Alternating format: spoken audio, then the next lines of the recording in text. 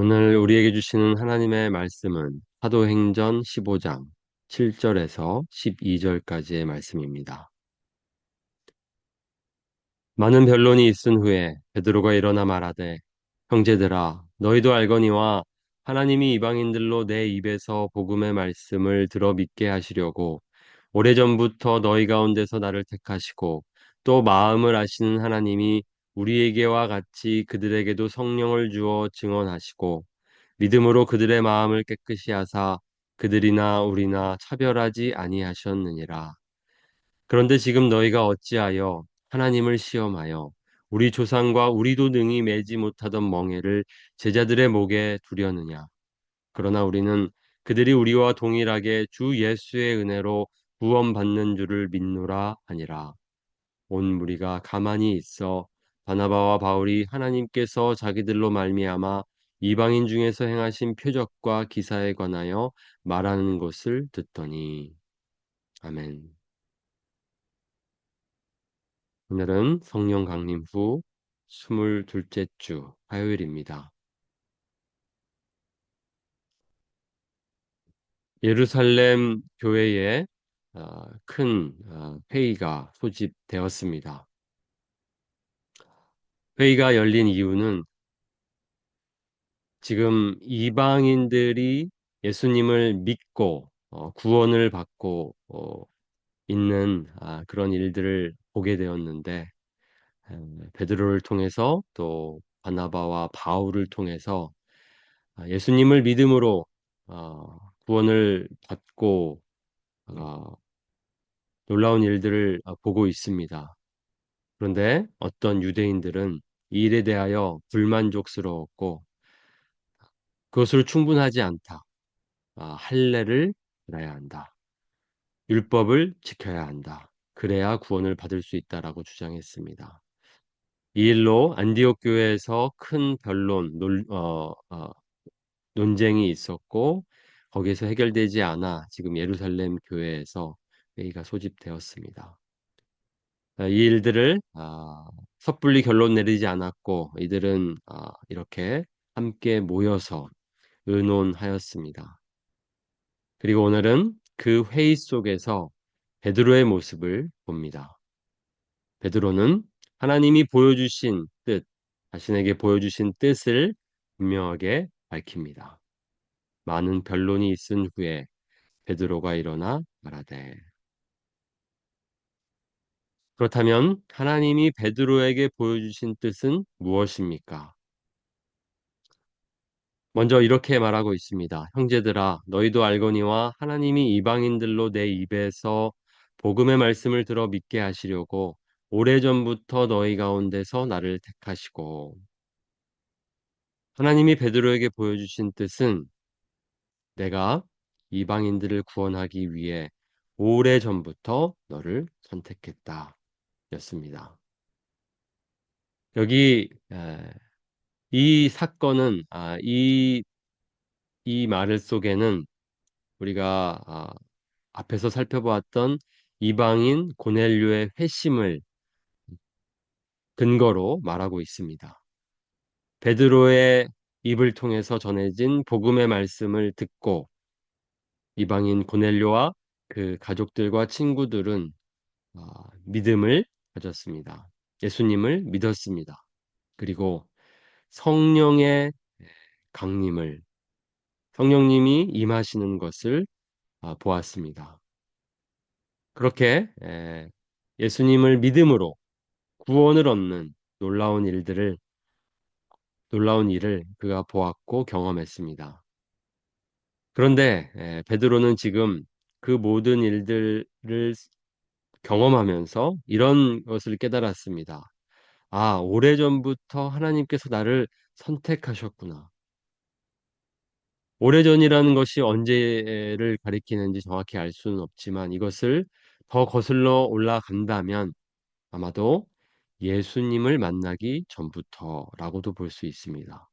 그러니까 이렇게 이방인들에게 복음을 전하게 된 것이 갑자기 일어난 일이 아니라 하나님의 계획 속에서 그리고 하나님의 택하심 속에서 이 베드로를 부르셔서 예수님의 제자 되게 하셨고 제자로서 예수님과 함께 지내게 하셨고 죽음과 부활과 승천 그리고 성령 강림 지금까지 모든 일들이 있어 왔다는 것을 그 이방인 고넬료의 회심을 보고 베드로는 깨달았던 것입니다.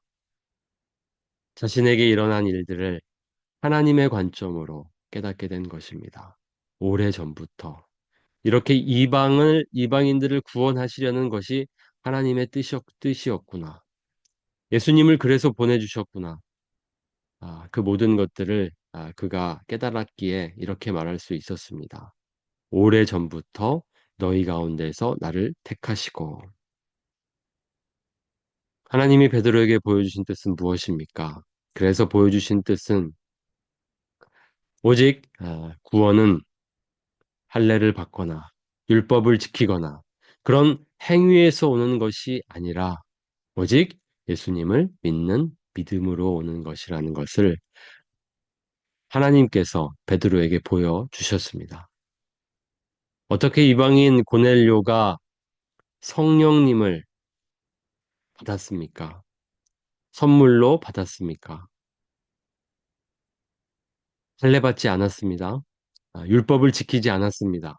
그런 것들로 그가 성령님을 선물로 받은 것이 아니라 오직 복음을 듣고 예수님을 믿음으로 그는 구원을 받았습니다. 그것을 하나님께서 성령을 부어 주심으로 확인시켜 주셨고 보여주셨습니다. 구원은 오직 예수님을 믿는 믿음으로만 오는 것입니다. 그에 있어서 그 누구에게도 하나님은 차별이 없으십니다. 그들이나 우리나 이방인들과 유대인이나 똑같습니다. 오직 예수님을 믿는 믿음으로만 구원을 얻을 수 있습니다. 그것이 하나님께서 이방인 고넬료의 회심 사건을 통해서 베드로에게 보여주신 뜻입니다. 마지막 결론입니다. 그런데 지금 너희가 어찌하여 하나님을 시험하여 우리 조상과 우리도 등이 매지 못하던 멍에를 제자들의 목에 두려느냐. 그러나 우리는 그들이 우리와 동일하게 주 예수의 은혜로 구원받는 줄을 믿노라. 왜 하나님을 거역하느냐? 왜 하나님을 시험하느냐라고 꾸짖듯 말하고 있습니다. 지금 그렇게 율법을 통해서 구원을 얻을 수 있다라고 주장하는 것은 하나님을 거역한다라고 하고 있습니다. 그렇습니다. 하나님께서 이미 보여주셨습니다. 하나님의 뜻을 확실하게. 그런 의미에서 이방인 고넬료의 사건은 매우 중요합니다. 이 회의 이전에 그 일이 일어났다는 것은 우연이 아닙니다. 하나님께서 이렇게 확실하게 결론을 내리시게 하도록 하나님께서는 이방인 고넬료를 구원하셨습니다. 율법의 멍에를 지게 하지 말고 자유의 복음을 선포하라고 지금 마지막으로 베드로는 말하고 있습니다. 율법은 그렇습니다. 우리에게 멍에가 될 수 있습니다. 그것을 지키지 않으면 구원을 얻을 수 없다면 언제까지 지켜야 합니까? 누가 율법을 완전하게 지킬 수 있겠습니까? 지킬 수 없습니다. 그렇기 때문에 그것은 그저 무거운 짐에 불과합니다. 율법을 통해서 구원 얻는 것은 구원 얻을 수 없습니다. 그것을 자꾸만 다시 강조하는 것은 할례를 받아야 한다, 율법을 지켜야 한다라고 말하는 것은 그들에게 멍에를 지게 하는 것과 같습니다. 그런 일들을 하지 말라고 예수님을 보내주셨는데, 그래서 하나님께서 이방인들을 지금 구원하고 계신데, 왜 그 하나님의 역사에 거스르느냐, 그렇게 말하고 있습니다. 베드로는 이렇게 자신에게 보여주신 하나님의 뜻을 이 회의 속에서 말하고 있습니다. 베드로는 당시 예루살렘 교회의 리더였습니다. 그가 한 그 주장은 그의 그 변론은 그 회의에서 매우 중요한 역할을 하게 됩니다.